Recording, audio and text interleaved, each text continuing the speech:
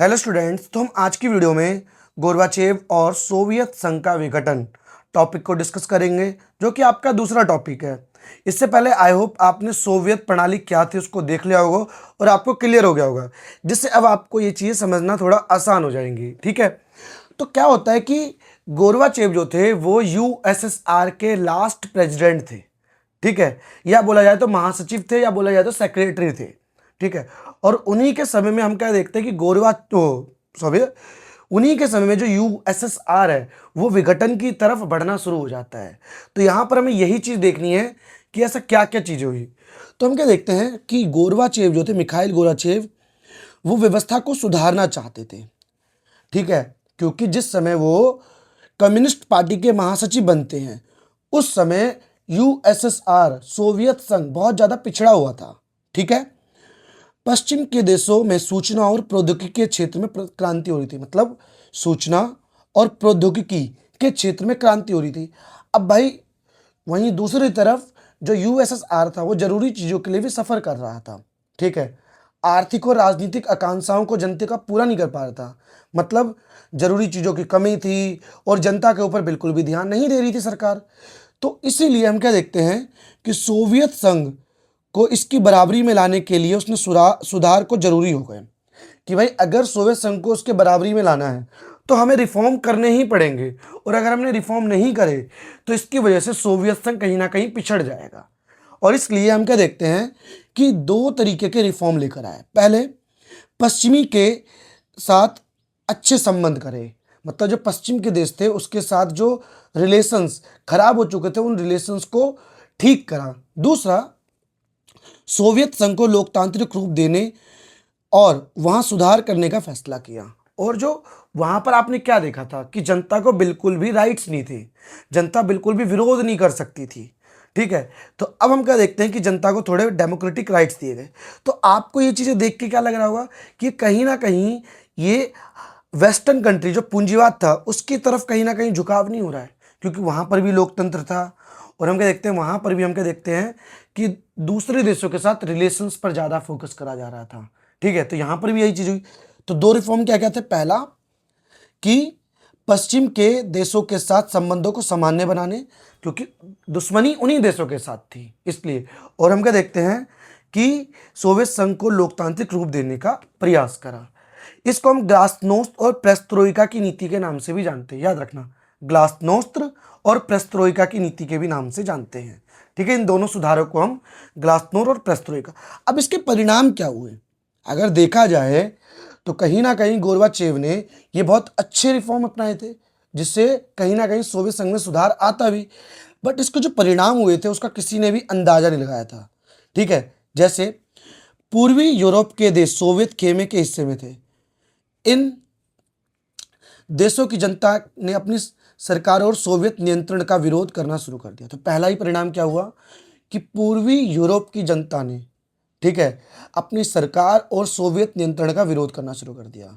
अब पहले क्या होता था, अगर वो विरोध करते थे तो उनको जेल में डाल दिया जाता था। बट अब मिखाइल गोर्बाचेव के काल में उनको डेमोक्रेटिक राइट्स दे दिए गए, तो अब किसी को जेल में नहीं डाला जा सकता था। ठीक है, दूसरा, इसी के साथ साथ ये तो हो गया कि जो जनता की तरफ से प्रॉब्लम आई। दूसरा देखो लिख रखा है ना कि सोवियत संघ ने ऐसी गड़बड़ी में हस्तक्षेप नहीं किया जैसे अतीत में करता था। ठीक है, दूसरा, सोवियत संघ के बाहर हो रहे इन परिवर्तनों के साथ साथ अंदर भी संकट आ गया। अभी अंदर क्या संकट आया भाई? अंदर ये संकट आया है कि जो कम्युनिस्ट पार्टी के बाकी नेता थे उनको ये लग रहा था कि जो गोर्बाचेव है वो आर्थिक और राजनीतिक सुधारों और लोकतांत्रिकरण की नीति जो चला रहे हैं, ठीक है, उसकी वजह से जो नेता को ये लग रहा था हमारे विशेषाधिकार कम हो रहे हैं, हमारी शक्ति कम हो रही है, जिसकी वजह से हम क्या देखते हैं उनके सुधारों को लेकर कम्युनिस्ट पार्टी के नेताओं ने भी विरोध करना शुरू कर दिया। देखो, एक होता कि केवल बाहर की जनता विरोध कर रही है तो उसको हम टैकल कर लेते, बट हम क्या देख रहे हैं कि अंदर की जनता भी विरोध कर रही है। ठीक है, तो गोर्बाचेव कहीं ना कहीं दोनों तरफ से फंस गए। अब इसी बीच में हम क्या देखते हैं, एक नायक उभर कर आता है, या बोला जाए तो एक हीरो उभर कर आता है। जब भी कोई मूवमेंट होता है तो कोई ना कोई एक मूवमेंट में कोई एक हीरो उभर कर आता है।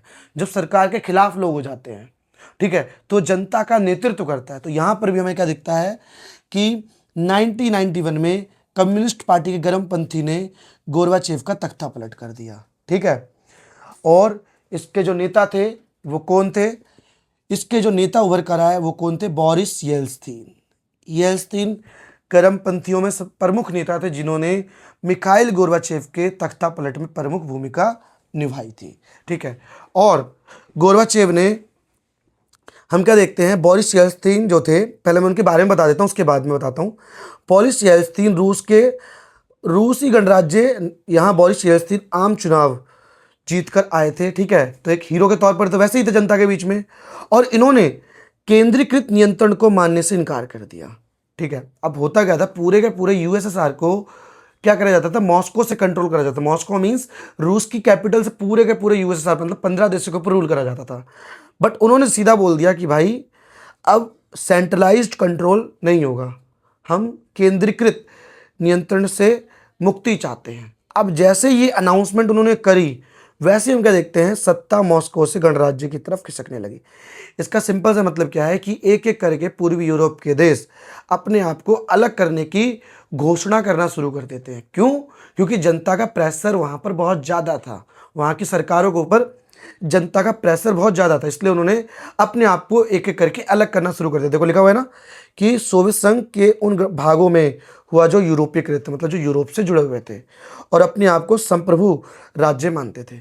ठीक है, और इस तरीके से हम क्या देखते हैं कि सोवियत संघ का विघटन हुआ कहीं ना कहीं। ठीक है, और बाद में हम क्या देखते हैं, 1991 में बोरिस येल्त्सिन के लीडरशिप में 3 बड़े गणराज्य रूस, यूक्रेन और बेलारूस क्या करते हैं, सोवियत संघ को समाप्त कर देते हैं। तो याद रखना, किसके नेतृत्व में सोवियत संघ की समाप्ति? बोरिस येल्त्सिन के नेतृत्व में। किन 3 गणराज्यों ने इसको समाप्त करा? रूस, यूक्रेन और बेलारूस ने। और हम क्या देखते हैं कि कम्युनिस्ट पार्टी के ऊपर भी प्रतिबंध लगा दिया गया, और जितने भी यूएसएसआर के देश थे उन सभी देशों ने पूंजीवाद और लोकतंत्र को अपने विकास का आधार बनाया। ठीक है, अब मैं एक बार इसको थोड़ा सा बता देता हूं। आपको ये तो समझ में आ गया कि इस सिस्टम में कमी थी, और इसी सिस्टम को सुधारने के लिए हम क्या देखते हैं कि उन्होंने रिफॉर्म लाए। कौन से रिफॉर्म? पश्चिम देशों के साथ अच्छे संबंध और सोवियत संघ को लोकतांत्रिक रूप दिया। बट जैसी उम्मीद करी थी वैसा नहीं हुआ। हम क्या देखते हैं कि इसकी वजह से जनता को एक तरीके से आज़ादी मिल गई थी, तो पूर्वी यूरोप की जनता ने अपनी सरकार और सोवियत नियंत्रण का विरोध करना शुरू कर दिया। ठीक है, जिसके ऊपर कोई भी हस्तक्षेप नहीं लगाया गया। दूसरा, सोवियत संघ के जो नेता थे, मतलब कम्युनिस्ट पार्टी के जो नेता थे, उन्होंने भी मिखाइल गोरबाचेव की सुधार नीतियों का विरोध करना शुरू कर दिया। ठीक है, इन सब की वजह से हम क्या देखते हैं कि बोरिस येल्त्सिन के नेतृत्व में कम्युनिस्ट पार्टी के गर्मपंथी नेताओं ने उनका तख्ता पलट करा। ठीक है, और अगर मैं बात करूं तो बोरिस येल्त्सिन ने केंद्रीकृत नियंत्रण को मानने से मना कर दिया, मतलब कि अब पूरे के पूरे यूएसएसआर पर मॉस्को से कंट्रोल नहीं करा जाएगा, मैं इसके अपोज में हूं। जिसके बाद हम क्या देखते हैं कि जो मेन नेता ही ये बात बोल रहा है, तो भाई सब के सब अपने आप को स्वतंत्र करना शुरू कर देते हैं कि भाई हमारे देश पे हमारा कंट्रोल होना चाहिए। और ये ज़्यादातर कहाँ पर होता है? पूर्वी यूरोप के देशों में होता है। फाइनली बोरिस येल्त्सिन के नेतृत्व में 3 बड़े देश रूस, यूक्रेन और बेलारूस ने क्या करा? सोवियत संघ को समाप्त कर दिया और कम्युनिस्ट पार्टी पर प्रतिबंध लगा दिया, और इन सभी देशों ने पूंजीवाद और लोकतंत्र को अपने विकास का आधार बनाया। अब देखो, स्टार्टिंग में ये लग रहा था सभी देशों को कि अगर कभी भी सोवियत संघ का विघटन होगा तो मध्य एशिया का होगा। जो मध्य एशिया के देश होंगे वो सबसे पहले सोवियत संघ से अलग होंगे। मैंने आपको बताया था पूर्वी यूरोप और मध्य एशिया के देश थे। मध्य एशिया मतलब बेलारूस, उज्बेकिस्तान, किर्गिस्तान, तजाकिस्तान। ठीक है, इन सभी देश में सबसे पहले विरोध उठेगा सोवियत संघ से अलग होने का। लेकिन वास्तविकता में क्या था कि सबसे पहले विरोध कहाँ उठा? पूर्वी यूरोप के देशों में। तो जो मध्य एशिया के देश थे वो अभी भी हम क्या देखते हैं कि यूएसएसआर के साथ ही रहना चाहते थे। इसलिए हम क्या देखते हैं कि समाजवादी सोवियत गणराज्य के विघटन के बाद स्वतंत्र राष्ट्रों के राष्ट्रकुल का गठन बाकी गणराज्यों, खासकर मध्य एशिया के गणराज्यों के बीच बहुत आश्चर्यचकित करने वाला था। और मतलब इन सभी देशों ने मिलकर, रूस और जो मध्य एशिया के देश है खासकर, उन देशों ने मिलकर क्या बनाया? स्वतंत्र राष्ट्रों का राष्ट्रकुल, जिसको हम कॉमनवेल्थ ऑफ इंडिपेंडेंट स्टेट भी बोलते हैं। कई बार आपसे 1 नंबर में पूछ लिया जाएगा, ठीक है। और इसे राष्ट्रकुल का संस्थापक सदस्य बनाया गया, ठीक है। यहाँ तक क्लियर है, कोई दिक्कत? चलो अब आगे बढ़ते हैं। यूएसएसआर के विघटन के बाद हम क्या देखते हैं कि रूस सोवियत संघ का उत्तराधिकारी बनता है, मतलब सक्सेसर। इसका सिंपल सा मतलब ये था कि जो सुरक्षा परिषद था, यूएन का सुरक्षा परिषद का परमानेंट मेंबर कौन था? यूएसएसआर था। तो अब जैसे ही रूस उसका उत्तराधिकारी सदस्य बना, तो हम क्या देखते हैं, सुरक्षा परिषद, ठीक है, की जो सीट है वो रूस को मिली, ठीक है। रूस को सुरक्षा परिषद में सोवियत संघ की सीट मिल गई, ठीक है। सोवियत संघ की जगह किसको मिल गई? रूस को, क्योंकि सोवियत संघ तो अब खत्म हो गया था। दूसरा, सोवियत संघ ने जो भी अंतर्राष्ट्रीय करार और संधियां की थी उसको निभाने का जिम्मा अब रूस के पास था।